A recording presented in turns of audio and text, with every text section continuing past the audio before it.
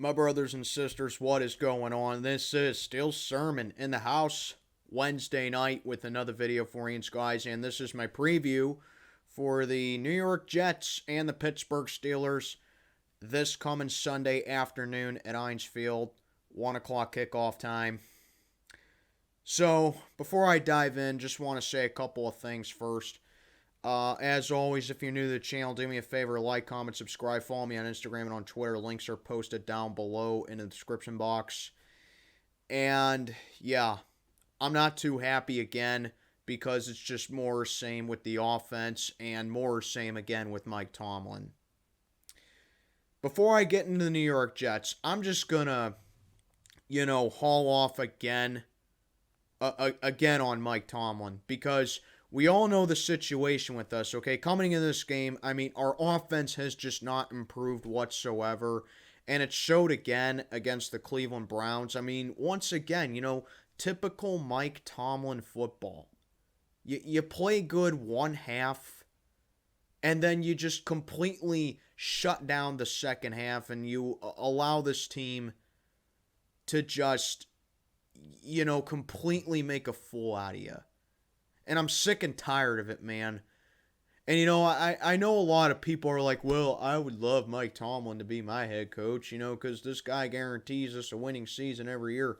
The people who say that have no clue how Mike Tomlin actually functions.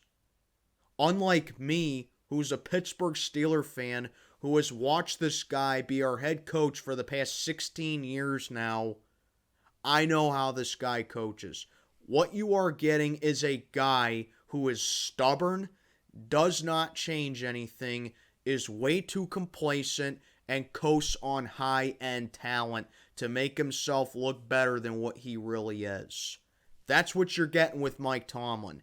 You're getting a guy who doesn't hold players accountable, who doesn't hold himself accountable, who wastes challenges, calls timeouts at the worst possible time, lets teams who are well below our talent level hang in there with us, and more often than not beat us, and a guy who just doesn't come through in big games. That's what you're getting with Mike Tomlin. But all you see is just, his track record. I really can't stand it when people say that. Second thing I want to address, speaking of Mike Tomlin, it's official. Mitch Trubisky is starting this game against the Jets. Mike Tomlin comes out the other day and says to shut out the noise so Mitch Trubisky can come on the scene and, have his breakout game. It's been 6 years, Tomlin. We're still waiting for this dude to have his breakout game. And you think that just because he's going up against one of the weaker teams on our schedule this year, it's automatically going to happen? Let me tell you something, Mike. The Jets ain't no pushover this year, and I sure as heck ain't sleeping on them Sunday. And I think a lot of the fan base can agree with me when I say that. You're really going to still roll with Mitch? Not even consider giving Kenny Pickett his chance? Oh, because our offensive line stinks. Have you not seen how the offensive line has been doing so far this year with the pass blocking? The offensive line has given the quarterback some ample time to get rid of the ball and make some plays. The offensive line ain't going out there and taking unnecessary sacks and trying to throw the ball, in tight windows. It's just low reward, high risk BS that Mitch Trubisky does week in and week out. He runs away, tries to make plays with his legs, tries to take unnecessary shots down the field. Well, maybe not unnecessary shots, but every time he does take a shot down the field, he either horribly undershoots the receiver or he horribly overshoots him. I don't think this dude can even see the field. Like, seriously, how are you a professional quarterback in the NFL and you can't survey the field at its fullest? Can you not see the field, Mitch? How are you constantly missing these wide open receivers? Throw the ball to Pickens, for God's sake. How are you missing this guy? He's wide open. And it's not like the defenders are, like a yard away from him. He is wide open. Easiest throw you're ever going to make in your life. How are you still missing these guys? Like, seriously, Mitch, do you need to be the only quarterback in the league that needs to wear glasses? I mean, obviously, I wear glasses, but at least I acknowledge I need to wear them. Seriously, Mitch, do you need prescription glasses or something? Because you're missing wide open guys left and right. That ain't Matt Canada's fault. That's on Mitch Trubisky right there.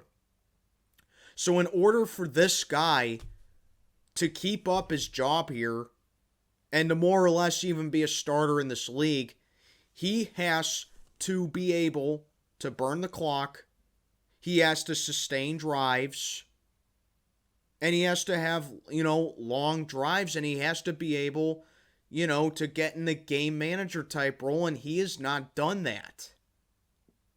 I said coming into this season, this was Mitch Trubisky's job to lose. And he's losing it so far.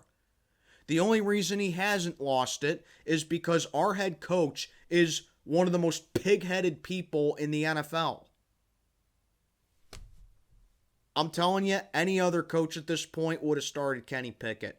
They would have said, you know what, kid? Our bridge guy ain't getting the job done for us. You want to go out there and have your opportunity? Any other coach in the league would have done that by now. But nope, Mike Tomlin likes to play it way too safe. And, just like his former, Bill Cowher. Wouldn't you guess it, another former Steeler alumni ripping into the franchise like Ryan Clark does on a weekly basis. But anyway, just like Bill Cowher said about Mitch Trubisky, he is way too concerned with playing it safe and not making a mistake than making a play. Bill, you're 100% correct. And I could not agree with you anymore.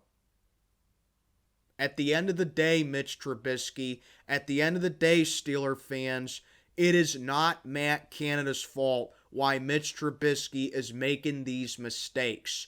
If a quarterback goes out there and makes mistakes, like trying to thread the needle, like trying to, push his limitations as a quarterback and try to do something out of nothing with his legs, that is on the quarterback.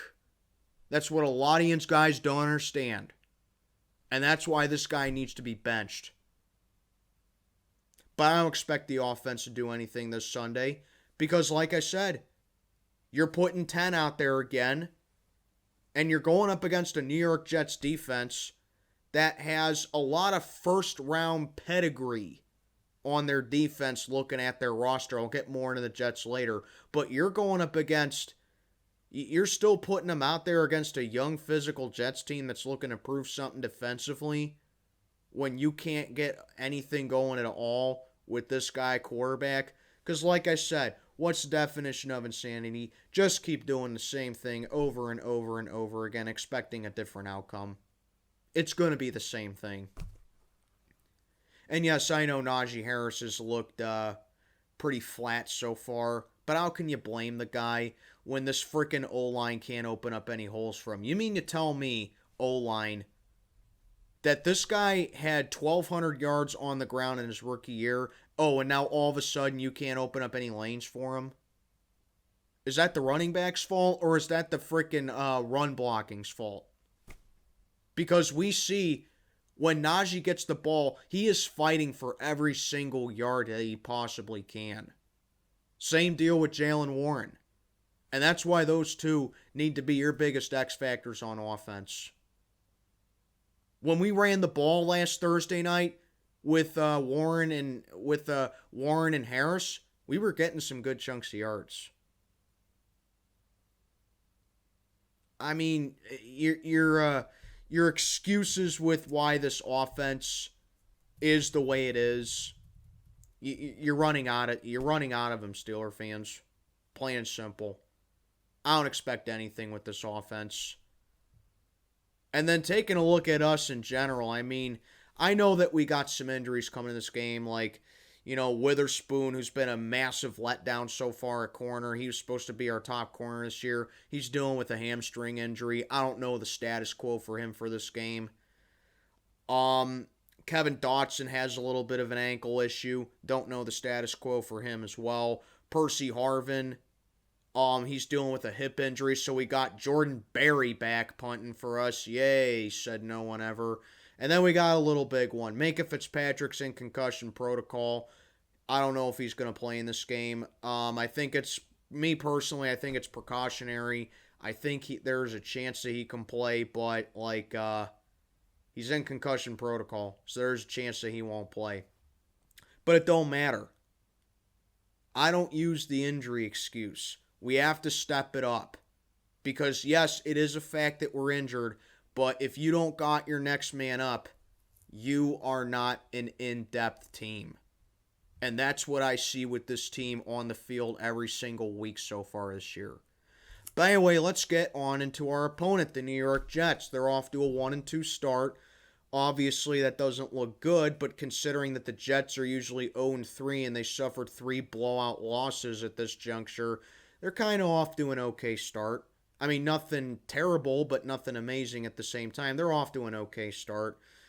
Amazing comeback they had a couple of weeks ago against the Cleveland Browns. They were down 13 points to them under the 2-minute warning. And Joe Flacco, who Steeler fans should be very familiar with, led them to a fourth quarter comeback, and they stunned the Browns in Cleveland. But the biggest deal with the Jets, obviously, like I said, they're not what they used to be. They're a young team that's going through growing pains, and they're hopeful that maybe next year can be the year for them, but only time will tell there. But the biggest question mark with the Jets right now with their quarterback, Zach Wilson, there is a good chance that he can play. Obviously suffered a real gruesome leg injury in preseason, I believe. A lot of people speculate that he could be out for the whole season, but apparently he has been cleared to be able to play for Sunday, but I don't know if Robert Saleh is going to put him in.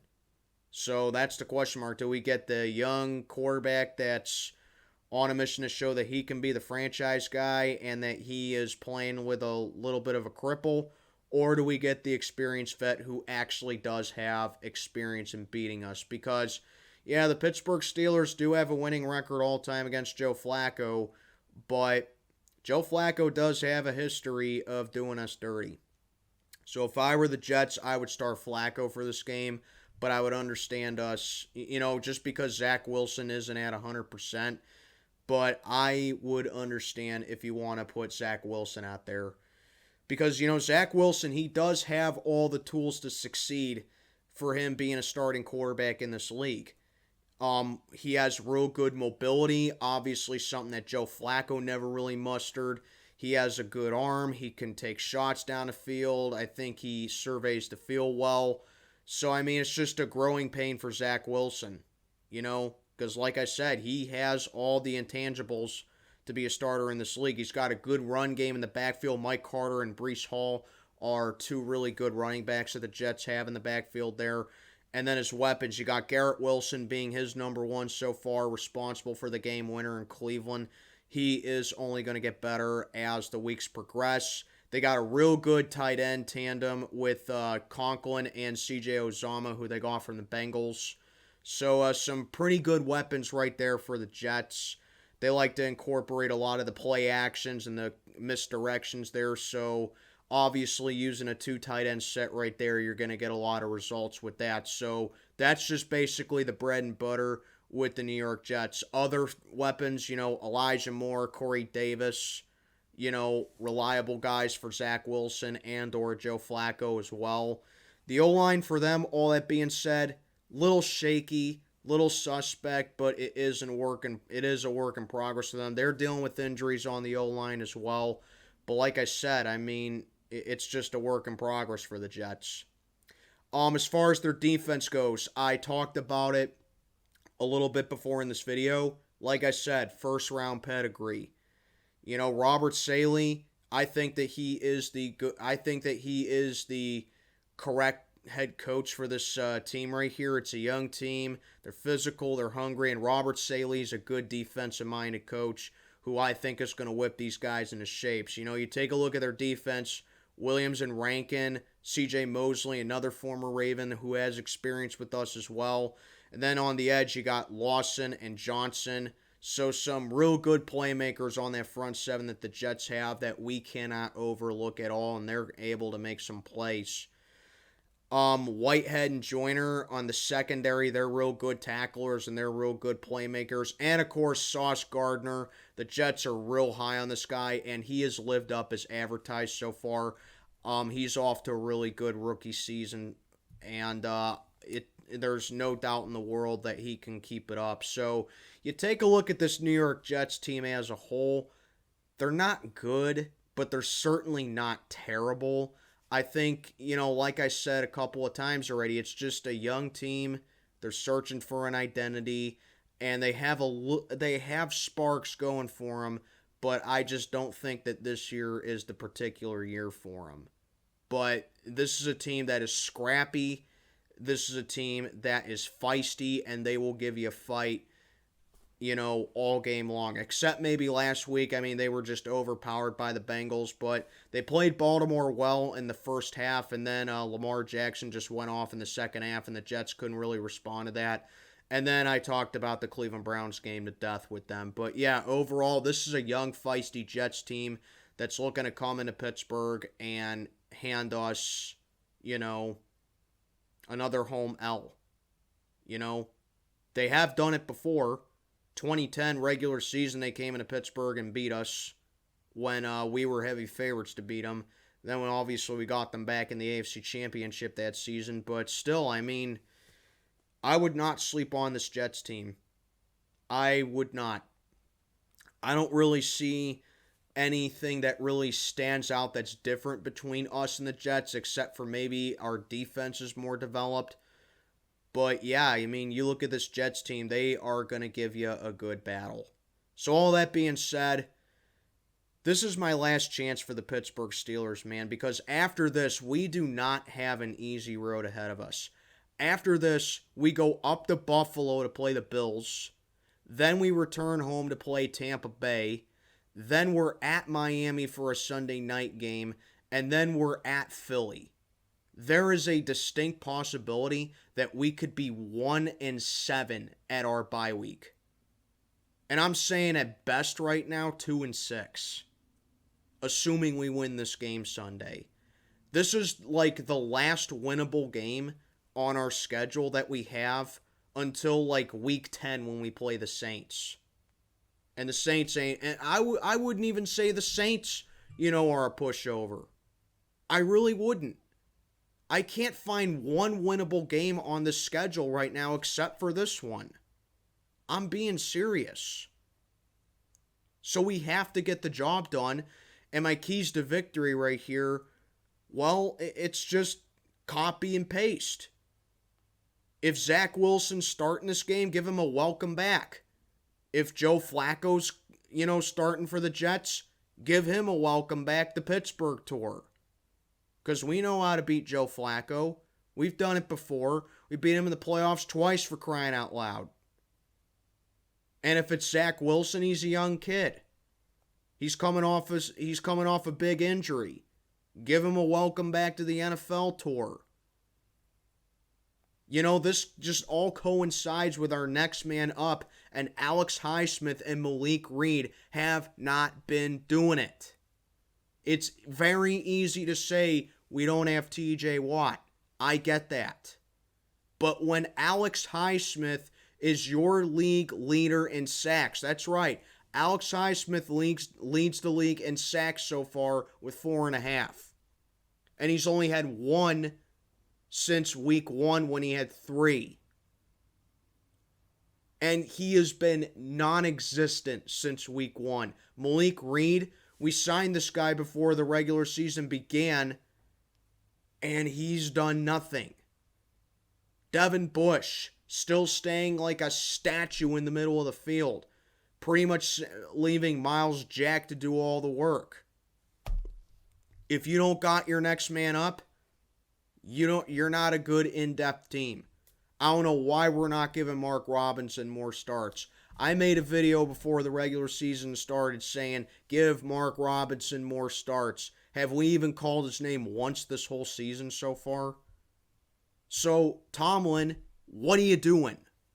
Why are you being so complacent? Why are you being so stubborn? You see how everything in this video goes all the way back to the head coach?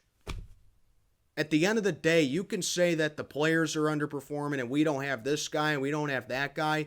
You can say whatever you want, Steeler fans, but at the end of the day, all the problems with this team, the common denominator with this team, it all circles around Michael Petaway Tomlin, the head coach of this franchise. You better start making some changes, Tomlin, and it better start Sunday afternoon at 1 o'clock.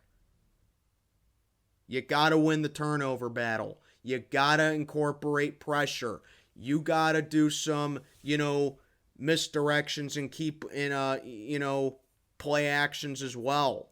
QB rollouts. We saw glimpses of it Thursday night, but glimpses of it ain't going to do much.